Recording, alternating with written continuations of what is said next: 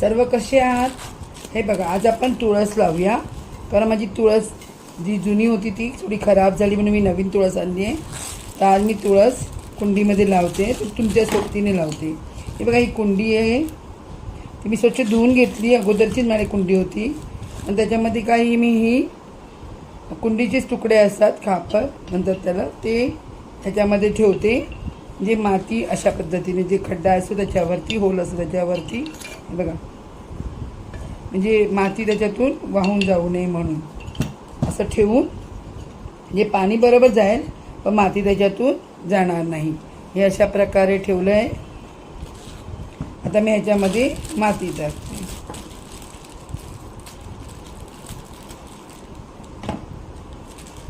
माती जरा बघावी लागेल ना, कचरा बिचरा काय असेल तर ते काढून मग त्याप्रमाणे ही माती मी आधी टाकली आहे. थोडी खाली पडते. घेतल्यावरती मी ही तुळस घेतली आहे. तुळशीचे जे हे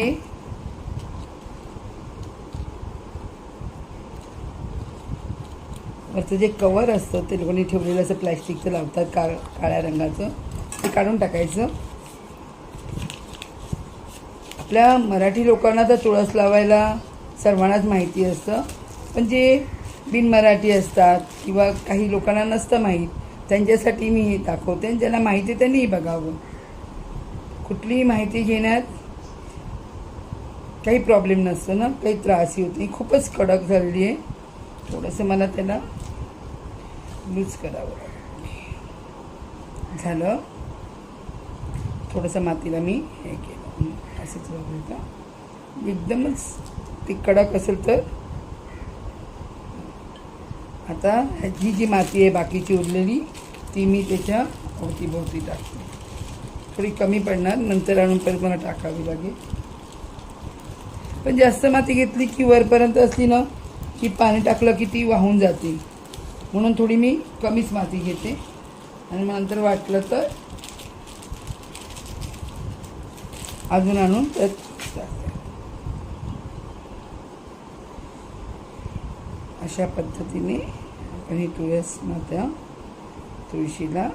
मातेला कुंडीत स्थानापन्न केलेलं आहे, तुळशीत लावलेलं आहे. तुळशीमध्ये ती आता आपल्या घरात मोठी होईल. ती खूपच वाढते ना, मग नंतर त्यांना खूप वाढल्यावरती त्यांना बाजूला करून नवीन तुळस लावावी लागते. थोडंसं मी पाणी टाकते त्याला.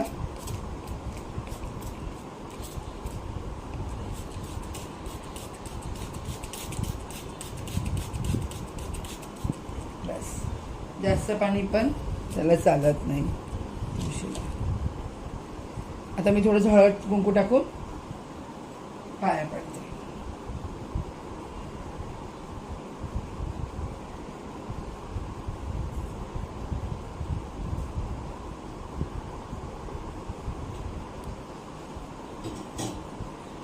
तुळशी माते कृपा असू दे.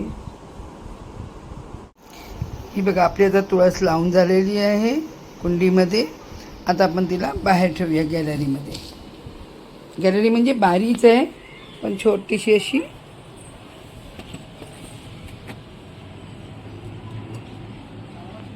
इथेही आता तुळस आपली छानपैकी मस्तपैकी डुलत राहील, हो की नाही, आणि आपलं रक्षण करेल.